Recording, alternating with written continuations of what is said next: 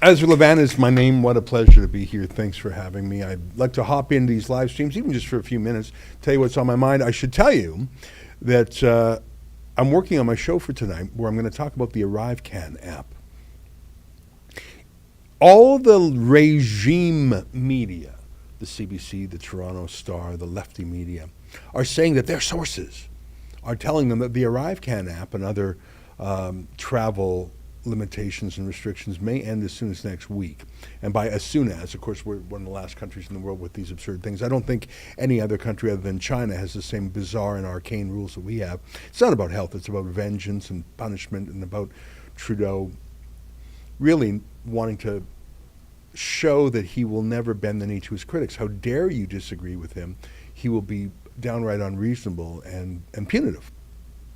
Now, on the one hand, because Trudeau is vengeful and punitive, and he loves the idea of an panopticon, a total permanent surveillance society connected to punishment like the Chinese social credit system, for that reason I'm skeptical that they will in fact remove the ArriveCAN app. On the other hand, these are regime media sources all reporting this. So which will it be? The regime media acknowledge that Trudeau himself hasn't signed off on it. He's too busy. He's really busy out there, by the way. He's busy singing songs by Queen in bars in London on the very somber occasion of Elizabeth's funeral. So Trudeau, being a dramatic actor, is doing some show tunes down there. So he's very busy. He's a little busy. But when he finally takes a moment between jetting to New York and then jetting to Japan, he might get around to doing some governing. You know, I don't believe in this hybrid parliament where MPs participate via Zoom. Go to work, you bloody, lazy, pompous prats. You know that the parliament votes itself an automatic raise every April Fool's Day, and that is not an April Fool's joke. Every April 1st, their pay goes up. Their performance has never been weaker or lamer or worse by any measure, financial, moral, solving problems. Can you run a passport office? Can you run an airport? You're a laughingstock. You're humiliating the country around the world. Doesn't matter. They're getting their pay raise every April 1st. They've had less attendance than anyone other than, I suppose, a passport office worker. But my point is they have this hybrid parliament, they call it, where they can join in by Skype. So why doesn't Trudeau Skype in for question period? Like it's a BS thing. In the Black Death plague, in the bubonic plague of London 300 odd years ago, I think Parliament shut down for 2 weeks. I think they moved down the road to Oxford or something, and they resumed. They didn't have a 2-year goof-off staycation work from home like only Canadian bureaucrats can do. My point is, if Trudeau is jetting to London, jetting to New York, and jetting to Japan, all private jets, all very carbon conscious, because he's got this lazy man's parliament, why isn't he participating at least like a lazy man? That's a good question, if I may say so myself. But in his absence, some of the smarter cabinet ministers are making interesting announcements. Here's one by the Justice Minister, David Lametti, whose chief qualification, I believe, is that he was willing to break ethics rules that his predecessor, Jody Wilson-Raybould, just simply wouldn't. And look at this little story in Blacklock's, one of my favorite independent news sources. It's based in Ottawa. It's called Blacklock's Reporter. Look at this headline. Scroll down just a sniff there.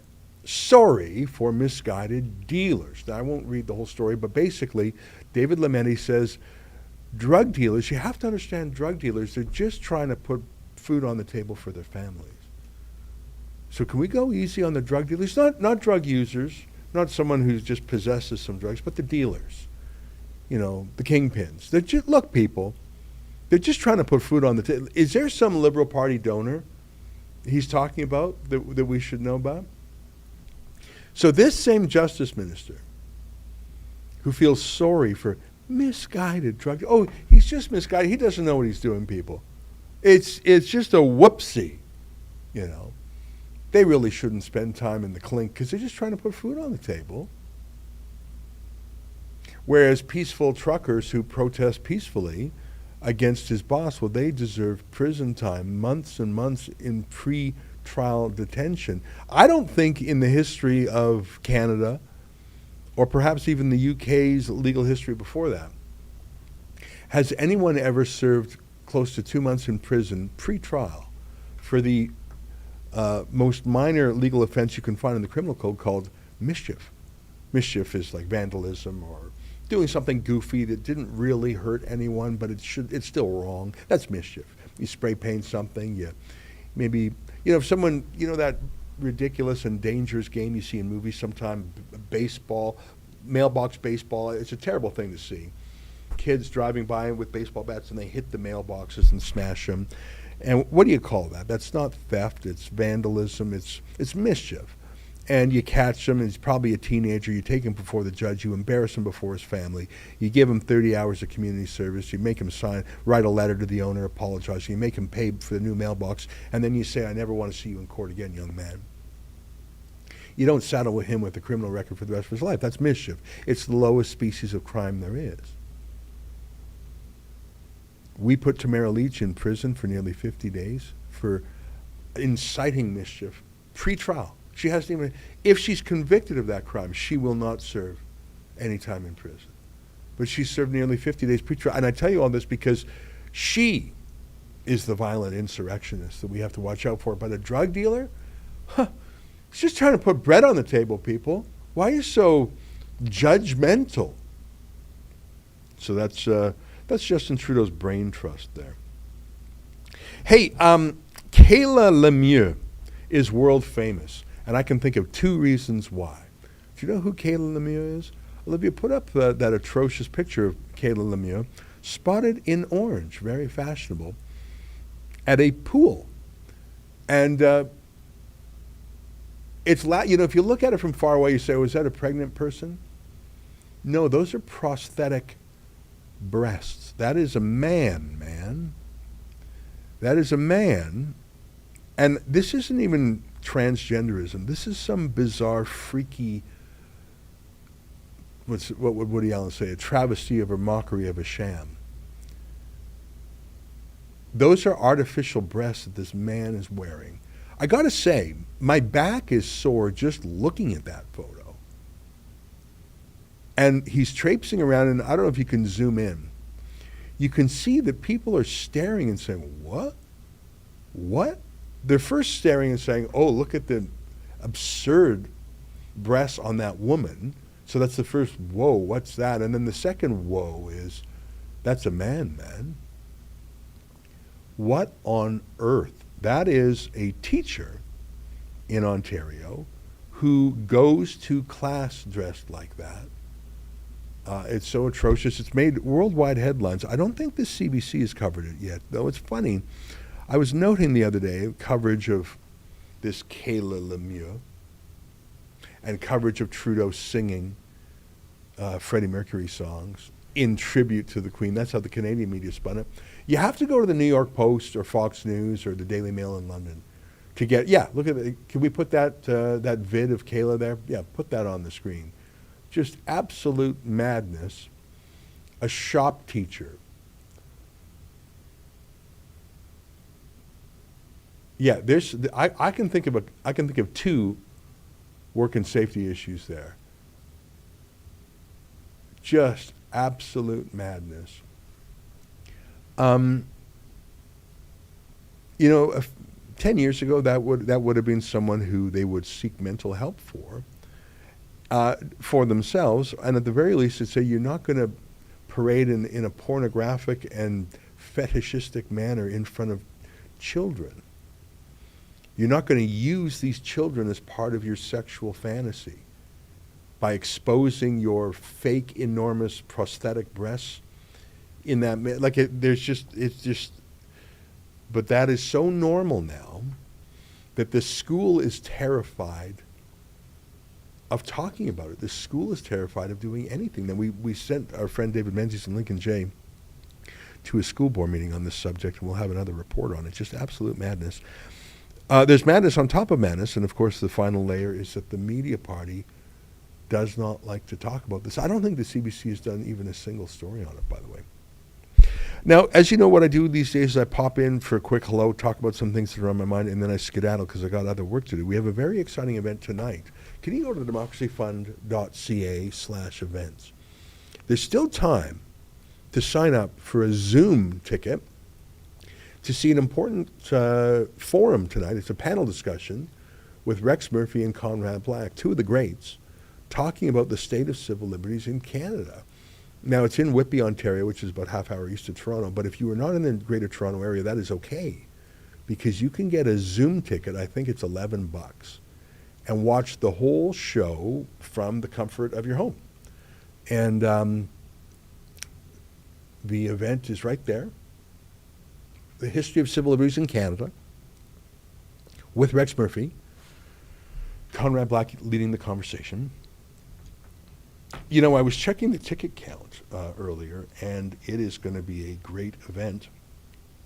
I'm just going to tell you that there are 1,207 folks who are either coming or going to be watching, and I think that by the time the day is done, that number is going to be much higher. Very exciting. You don't want to miss it. You can go to thedemocracyfund.ca. It's going to be a good one.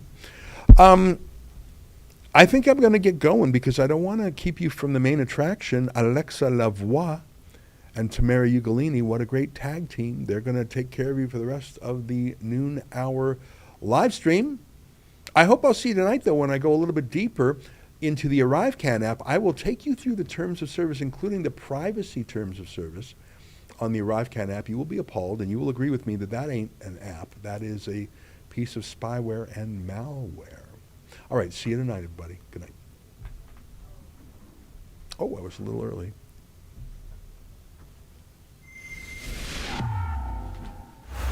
Other than your friends at Rebel News, who are the best journalists in Canada?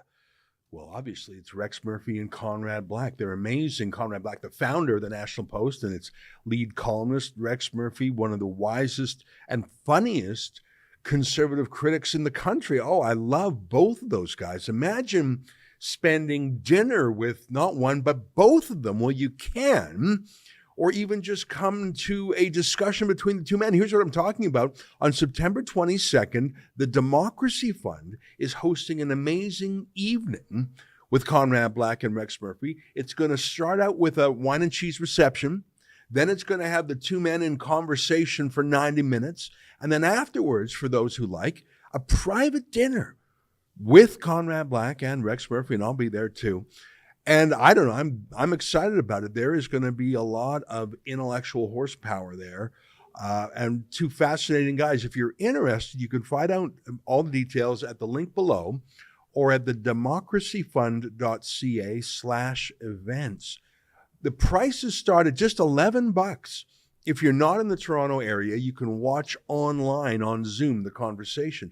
If you are in the Toronto area, come on out. You can buy a ticket just for the conversation between the two men. They're on stage. You can get a ticket for the wine and cheese beforehand, or come to the sit-down dinner afterwards, sort of the after party with Rex Murphy and Conrad Black, and I will be there. Apologies if I'm a deterrent for you buying a ticket. I'm kidding around. It's going to be a great night. I'll see you there. September 22nd, the Democracy Fund. Find out more at thedemocracyfund.ca/events or click the link below. Tickets start at $11 and they go up to $250 if you want that sit-down dinner with Rex and Conrad afterwards. The Democracy Fund, of course, being a CRA-registered charity, so your money goes towards a good cause. All right, we'll see you on September 22nd. That's at thedemocracyfund.ca. What an exciting event. Hey, Alexa. How are you? You're in studio today. I'm well, thanks. How are you doing? I'm very good. I'm actually really happy to be in Toronto. So you just saw the event of tonight by the Democracy Fund. So I will be there if you are interested with the beautiful Tamara. So, and David Mendy. So we will be all there. If you want to meet us, go and purchase your ticket. It should be like a really nice night.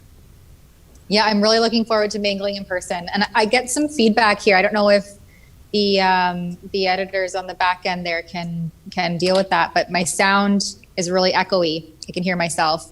Anyway, so yeah, we're really looking forward to this event tonight. And unfortunately, my day has to get cut a little bit early so that I can head down there. I mean, it's unfortunate for the content that we create, but I'm really looking forward to doing that and being there and mingling with people in person. Like I always repeat myself on this. We were deprived of that for nearly 2 years. And I mean, depending on how much you actually complied or not, but regardless, these big events weren't taking place. So even if you wanted to attend and were a consensual adult, you weren't able to because they couldn't be planned. So I'm always eager to get back in person and talk to people and see, you know, what the thoughts are on the ground, and find out what's important to people and what they want to hear more or maybe even less about. Mm-hmm.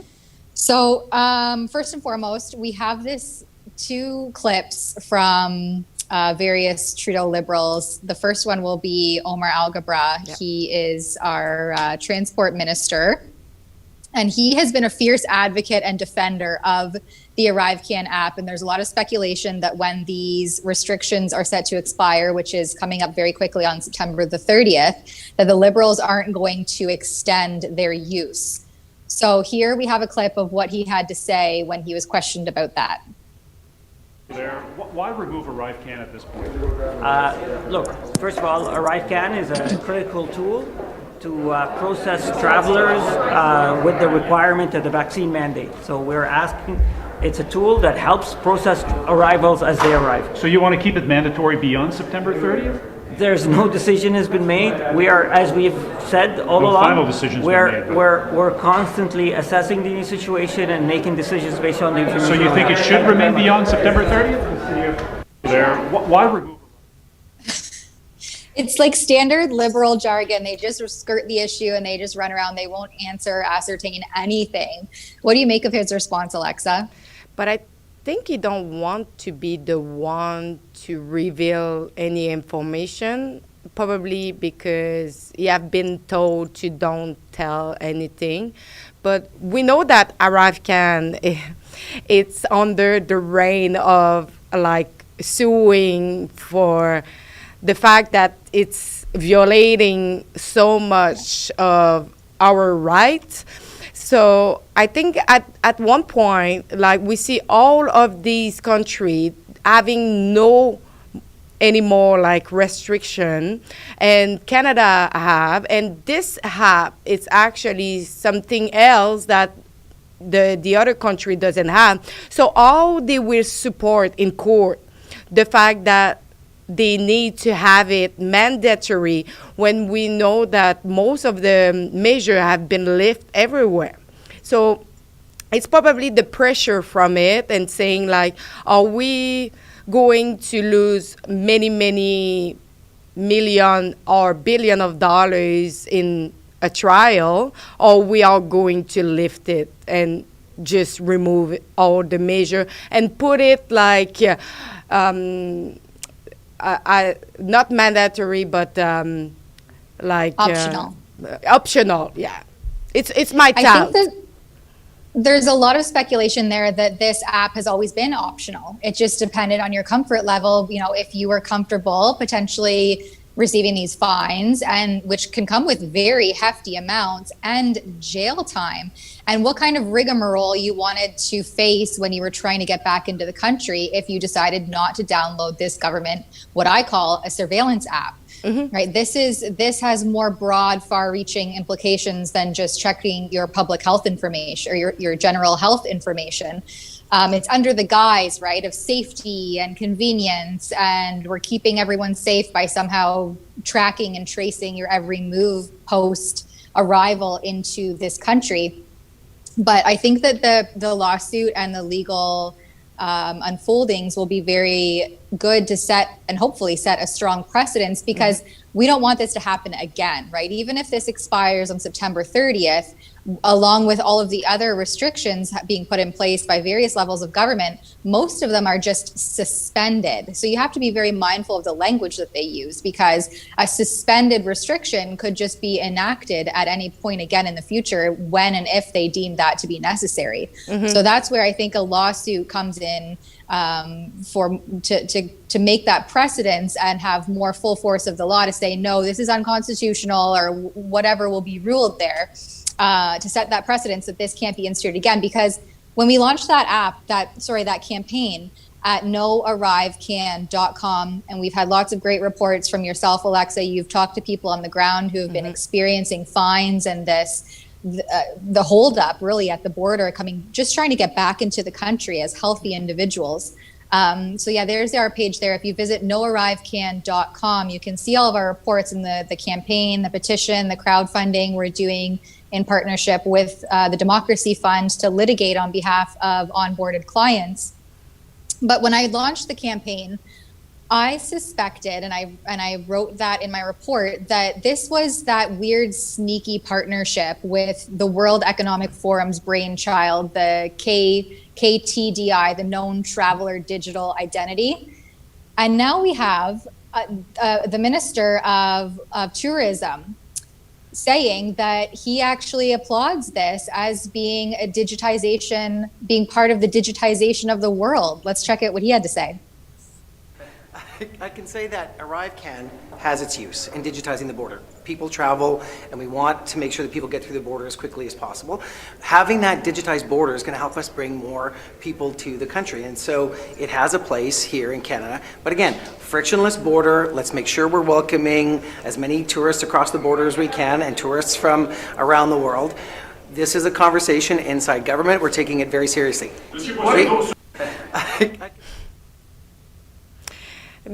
My point of view is like, okay, but we saw another politician saying that is actually causing a really big precedent on economy and tourism, because people don't want to come in Canada anymore for like having all these restrictions for coming in.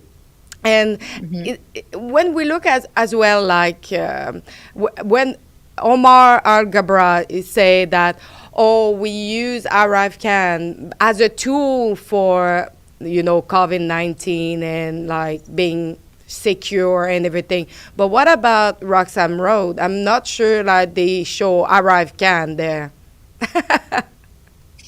That's just it. And you've reported on that at length as well. And I think it's the New York mayor who has denounced the use of ArriveCAN and how much, and also the Niagara mayor has said how much this has affected their tourism industry, which was already negatively affected throughout the COVID pandemic and all those initial restrictions. And now that's just been compounded by this government surveillance tool. I mean, I'm not going to skirt around what it's called. This is an app that has far-reaching implications, in my opinion, when, as Ezra already touched on earlier, and I guess he's going to delve deeper into it in his show tonight, this has far-reaching implications for privacy and personal information protection. So there's that whole element. And not to mention the fact that, this is supposed to be a tool that the government's using to make border travel and travel more seamless. But I mean, what have you found in your reports, Alexa? Is this making it more seamless and easier for travelers? The ArriveCAN is actually way worse, because when I was talking with some people at the airport, they were telling me that some of their flight was delayed because the ArriveCAN app shut down. And so at one point, they just board the Canadian people and not the foreigner. So I was like, imagine as a tourist, you are excited, you're going to Canada, but because their mandatory app is crashed down, you are going to stay behind, This doesn't make sense at all.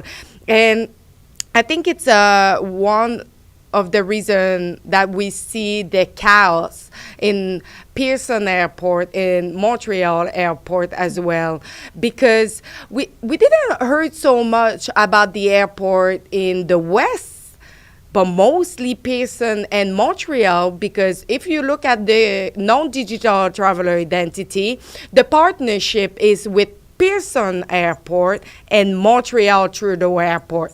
that doesn't happen in Quebec City too at our airport. It's mostly both of these airport, not the west one. I didn't heard so far. I don't know for you, but on the West Coast, I didn't see any complaint.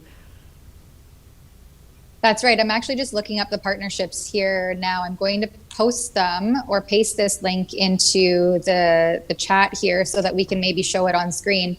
But the partnerships with this World Economic Forum brainchild, the Known Traveler Digital Identity. It's Pearson International Airport. It's the Canadian government as a whole, right? That's really concerning. The government of Netherlands. So if you scroll down on this screen a little bit, you'll see the partners. Mm-hmm. There they are, pilot partners. So Air you've got Canada. the World Economic Forum, Air Canada, Government of Canada, Montreal Trudeau Airport, Toronto Pearson, Government of Netherlands. The list goes on. And I was actually speaking to some pilots from Air Canada, and they said that as of 2018, they actually have had to have this Ktdi similar platform for coming and going in and out of Canada. And those are Canadian citizens. And so they've been piloting this through Air Canada since prior to 2020. So this is not a new thing. It's just now being more broadly instituted onto the general public, and we're becoming increasingly aware of this. But this has been going on since at least 2018. So that is also really concerning and something that I heard from these pilots directly. Yeah. So Mr. Trudeau have signed in Davos and is on the Canada website the agreement for the non-digital traveler identity. And as well, I think it was in 2020 on the budget that they say that they will, I don't really recall how many million, but it was for 5 years for the non-digital traveler identity. And one of the MP called it out during the House of Commons budget hearing. And I was like, why nobody have say anything? And he was the only one to to say like, but when I Google non-digital traveler identity, that brings me to the World Economic Forum. So why our taxpayer is going to pay for something that is come from an organization that's come from outside Canada? Exactly. And the whole guise of this being seamless and making travel easier is proving to be a massive lie and deception, as evidenced by what we have next up on our docket here, which is an article from The Star, and it's titled "Passengers Rate Toronto Pearson Airport as one of the worst airports in North America, according to a new study." So, it starts off there, if you saw the chaotic lineups, baggage pileups, and viral tweets this summer, this might come as little surprise. Our airport isn't exactly a crowd pleaser. Mm-hmm. So this comes from a customer satisfaction study released Wednesday by a U.S. research firm, which ranked Toronto Pearson's International Airport 16th out of 20 major North American airports. Wow. And I found it interesting in this particular article as well that, let me see where they said it, but one of the spokesperson from Toronto Pearson, from the Greater Toronto Airports Authority that operates Pearson, they dismissed this study and said that the sample size was too small to be statistically significant. So of course they are, right? Because they don't want to be bearing the burden of bad news here, that their policies and pandemic response plans are just inept failures. I really hope that the ArriveCAN app will be scrapped on September 30th. And that's not to say that it's scrapped. This just expires. And it's whether or not the Liberal government will move forward with allowing it to expire, or are they going to reinvigorate it somehow to keep this known traveler digital identity platform moving forward and being instituted indiscriminately on Canadians. Will this lawsuit that has been launched by the Democracy Fund have anything to do with it? I guess only time will tell. Yeah, but I would say, like, a lot of people have bring the fact that they didn't agree with the agreement policies for ArriveCAN, so most of them didn't want it to download it. But I would say, like, to everybody, a lot of companies are changing their policy. And before agreeing, because we have often we just put agree without reading it, but I will invite everybody to read the policies before agreeing it, my personal point of view. Yeah, and I have a report coming out that highlights one of the concerning parts of this privacy policy with the ArriveCAN app. And it also, like I mentioned, sounds like Ezra will be doing his show on that tonight. So I don't want to give away too much or spoil any of those efforts that are going into those other two pieces of journalism. But I would urge you, yes, to tune in to see the follow-up report that I have, and tune into Ezra's show that you can find on rebelnewsplus.com. Tonight, I believe it's 8 p.m., if I have my memory serving me correctly. Then that will give you a bit more insight just into some of the ramifications of instituting this. I mean, he already called it spyware onto your personal cell phone, onto your personal device. This is a huge overreach, in my opinion. It is, and it's as I say, I was talking with a lawyer last week, and what he says, the Canadian Charter of Rights, this piece of paper make the difference between a democratic country or a communism country as China. So we need to protect our rights, and we need to do whatever we can to fight it and to create the precedent to protect our rights, because this piece of paper, it's all that protect our country and our democracy. Exactly. It should be held in high regard and not infringed upon lightly. And we've seen that over the last 2 years, that it has been, and it has to be demonstrably justified, right? So are these measures demonstrably justified? I guess we have to leave that to the courts and the judges to determine. So I'm really hopeful that this will be a good, strong precedent that's set here. And of course, if you want to learn more and you want to chip in to help offset the cost of that, you can do so at noarrivecan.com. Now we have some super chats, so maybe I'll just get to a few of them before we throw to an ad. Harper will always be my PM. That's a clever name. Gave $10. Thank you. That socialist in Justin gang will claim next human traffickers are also trying to work hard feeding family A. I'd have to dissect this sentence a little bit more. Sorry, I'm not completely getting what you're trying to get across, but I would not put anything past the Justin Trudeau Liberals at this point. He also gives $5, so thank you for that. Wonder if the next federal debate in Princess Trudy will reuse same old lines to every question from Pierre, racist, Harper, fault, Canadian, wants me, then repeat over and over. Yeah, just a massive deflection that I see from the Liberals constantly. And so just out of touch with their own policies and what they're instituting onto Canadians, and just constantly deflect instead of reflect on maybe some of their shortfallings and how they could move forward even more ethically speaking, right? This is the most unethical government that we've seen in power in a really long time. And Canadians just seem to forget or just be too passive to really pay more attention, I guess. It just make look like our country as a foolish country, like with everything that is done so far. If I was like an outsider from another country, I would have say like, what is going on in Canada? It's like, maybe it's pretty, but like his decision and what he's doing as an action, we will pass to something else, huh? Right. Well, he got voted in based on good hair and funky socks. So that speaks to the magnitude of Canadian voters. Thank you, everyone, for those well-researched, informed vote choices. This Harper will always be my PM gives one more $5. Thank you again. Thank God. My parents had me in private girls' school in Toronto, grade 1 to 12. Freaks like Halton were not allowed to enter. Yeah, I don't know. Private school seems to be going down a similar path, unfortunately. I think that the curriculum that they still have to abide by is maybe less than what you would get in a publicly funded exclusive school.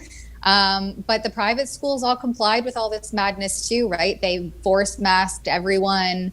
They perhaps in some instances instituted their own vaccine passports. I don't think private schools are necessarily the be all end all that perhaps they once were. And that's coming from someone who also, I went to a private high school as well. So I definitely appreciated the education that I was able to get there from that. But I see it going in another direction these days. So that's my personal opinion on that. But let's throw to an ad and we'll come back to some more news stories. Yay.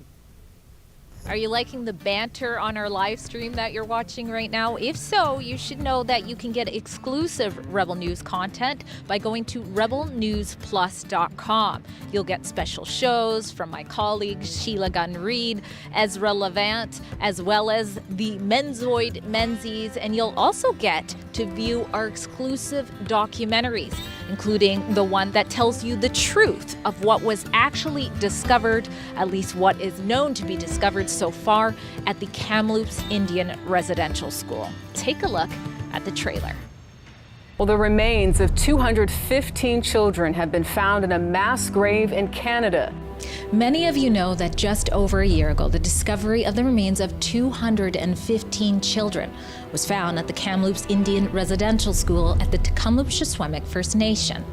But what if I were to show you that what I just said wasn't true, and that in fact, a year later, not a single body has been found? This mass grave is a painful reminder of the genocide. Canada's leaders aren't condemning the burning of churches. No, they're endorsing the burning of churches. A juvenile rib bone that surfaced in the same area. You'd be surprised the number of people who say, you know, I'm a doctor, I'm a paramedic, and this is definitely a human bone, and it's definitely not. Looks like the chief. It is. Could be you.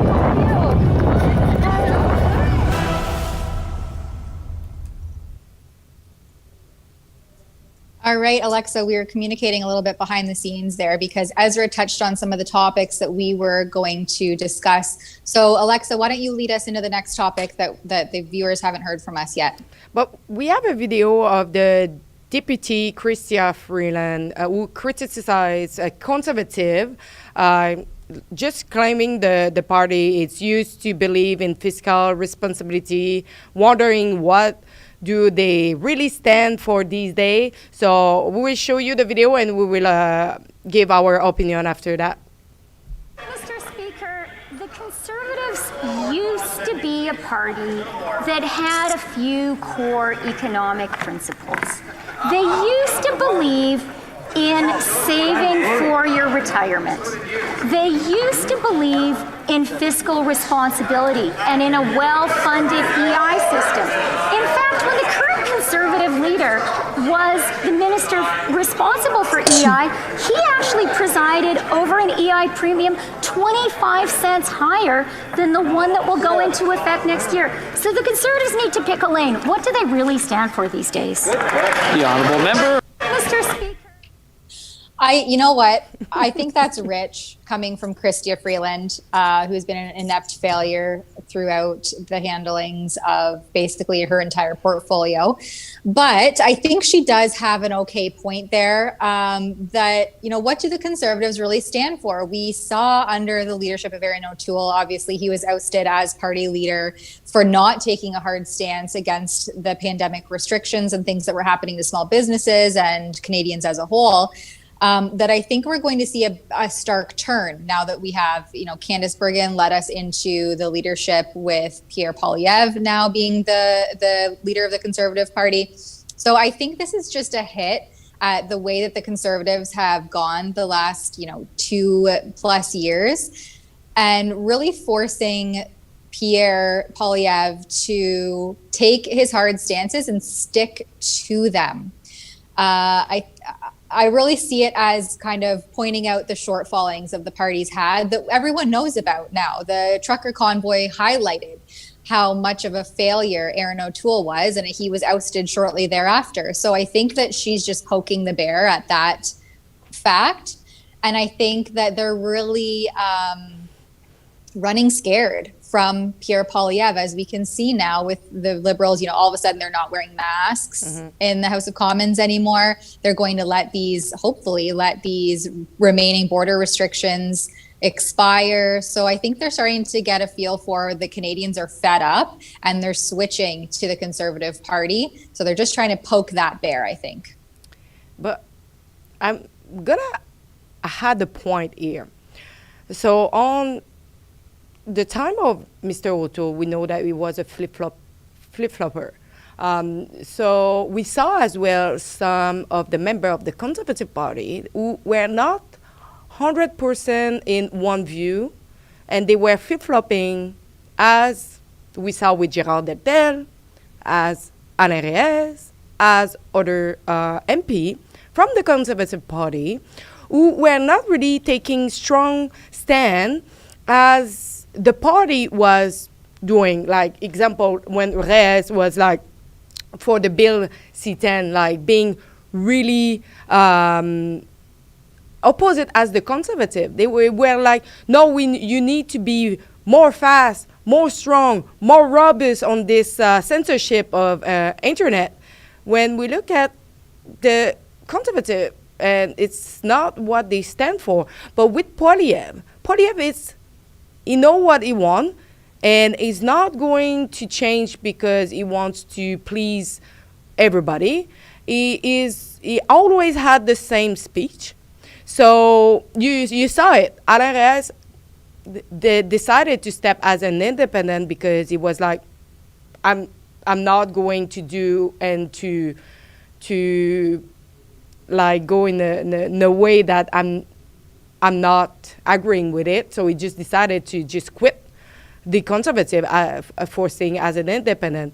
But we saw it with Gerald Deltel, that he was like so like into Charest, and when Poilievre like stepped in, it was like, oh, okay, now like I'm turning to Poilievre and I'm kissing his feet. But you can see that probably now than ever, Conservatives are united and they are fighting all together for one cause. And I think now what they stand for is just the freedom, giving back freedom to Canadians and helping Canadians through the inflation and through a lot of the big problem that unfortunately Liberals have created. Yeah, exactly. And Pierre stood on that strong platform this entire time. I mean, he could have. My qualm with Pierre Poilievre is that he could have stood up a lot sooner and earlier for Canadians rather than waiting for the tsunami and grassroots trucker movement to make its way. I think once they saw how much that movement was snowballing and the insane amount of support that was coming out for the truckers on the overpasses that were crowded and filled all across the country, I think that was a really overwhelming wake up for the Conservative Party, that they had really ignored that silent majority, right? You always hear about the silent majority, and sometimes they're just so silent because they just want to be left alone that you forget that they exist. Yeah. And I think they forgot that they existed. And the trucker convoy was a reinvigoration that, hey, we're all still here. We've been ignored. And now we're tired because we're no longer being left alone to be hardworking Canadians who are paying our taxes at crazy inflated rates, as per one of the other topics that we had on the agenda here today. And Pierre really he figured out very early on not very early on, but after the trucker convoy started to make its way, just what those Canadians were standing for. And he advocated on their behalf, and he stuck to that platform all throughout his campaign.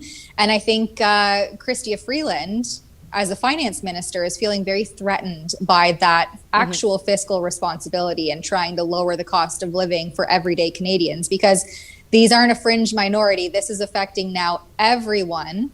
And a lot of people are questioning the Liberal way.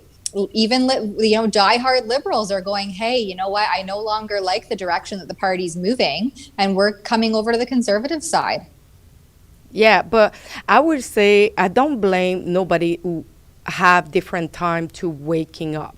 I have some friend that at the beginning for years, after the beginning of the pandemic, like that was completely blind. And recently they just came back to me and say, you know what, you were right. But I would not like say, oh, you took some time.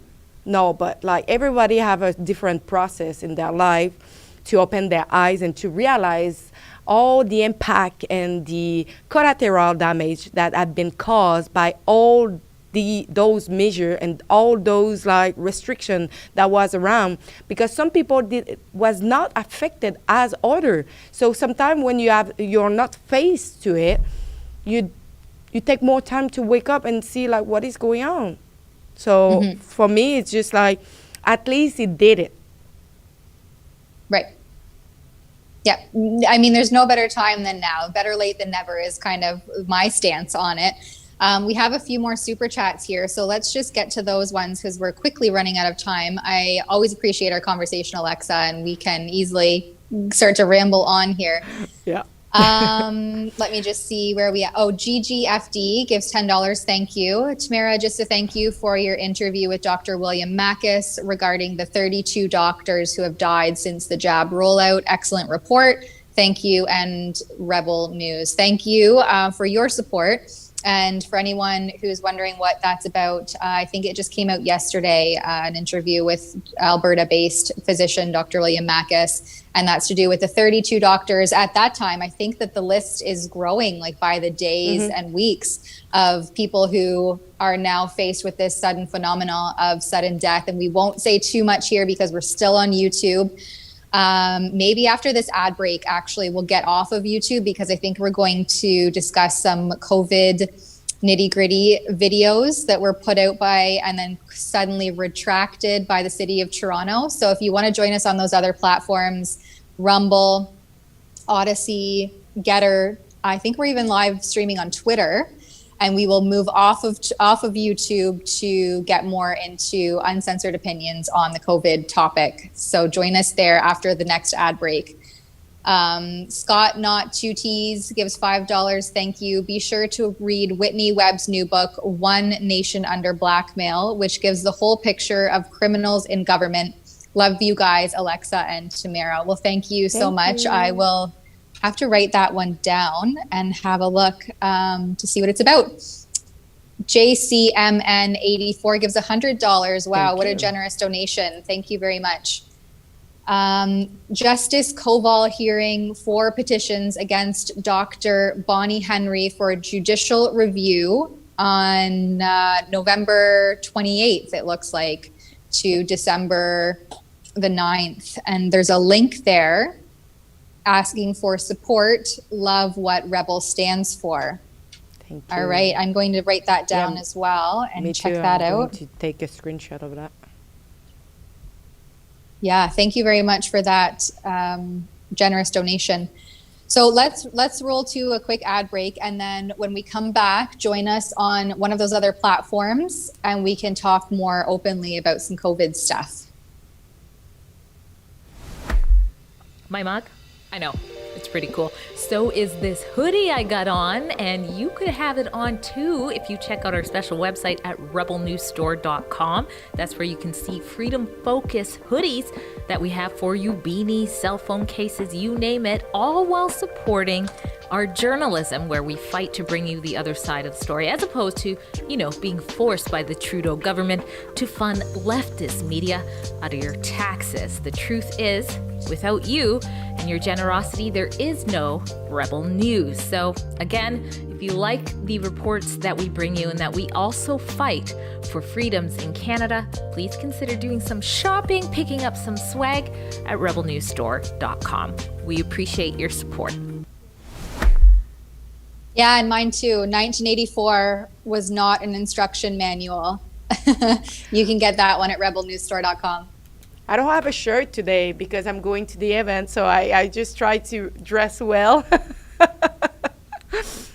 So that's fair. I'm at home, so I get to change before making my way there. Okay. So excited to see so- you there. Huh? By the way, it's been a while. And likewise to our viewers, get some tickets, come on out, meet and mingle with us.